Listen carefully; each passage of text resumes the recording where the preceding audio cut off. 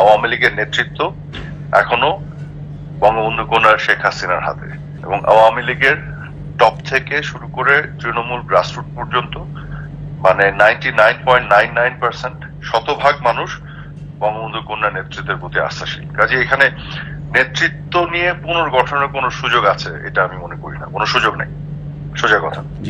কিন্তু দলীয়ভাবে দলকে পুনর্গঠন, সংগঠিত করা, সুসংগঠিত করা সেটা তো অন্য জিনিস। আর আওয়ামী লীগকে নিষিদ্ধের ব্যাপারে বাংলাদেশে এমন কোন শক্তি নাই যে আওয়ামী লীগকে নিষিদ্ধ করতে পারে। এই দেশে জন্ম দিয়েছে আওয়ামী লীগ, এদেশের গ্রাসরুট তৃণমূলের কোনায় কোনায় আওয়ামী লীগের অবস্থান। হ্যাঁ, আওয়ামী লীগকে নিষিদ্ধ করার কোন শক্তি নেই বাংলাদেশে। বাংলাদেশে রাজাকার পাকিস্তানি এবং পাকিস্তানি পেতার দ্বারা নিষিদ্ধ হবে, আওয়ামী লীগ হবে না। যার যে দেশ জন্ম দেয় তাকে নিষিদ্ধ করা যায় না।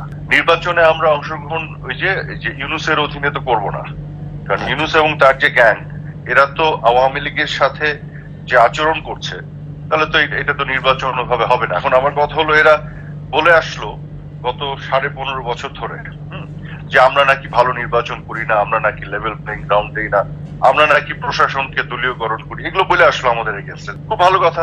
তো এখন তাহলে তারা প্রশাসনকে দলীয়করণ করছে কেন? এক চিঠিতে এতগুলি তাদের লোকজন নিচ্ছে, এবং তারা এখন কেন একটা লেভেল প্লেইং গ্রাউন্ড ক্রিয়েট করতে পারছে না? এখন কেন ফ্রি অ্যান্ড ফেয়ার নির্বাচন কি সম্ভব ইউনূসের অধীনে?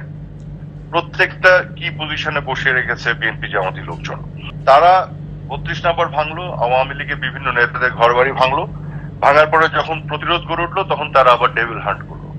ডেভিল হচ্ছে যারা ভাঙছে তাদেরকে প্রোটেকশন তারা দিচ্ছে, আর ডেভিল হান্টের নামে যারা ভিকটিম তাদেরকে তারা হান্ট করছে। তো এরকম একটা সরকারের অধীনে কখনো অন্তর্ভুক্তিমূলক অবাধ ও সুষ্ঠু নির্বাচন সম্ভব না।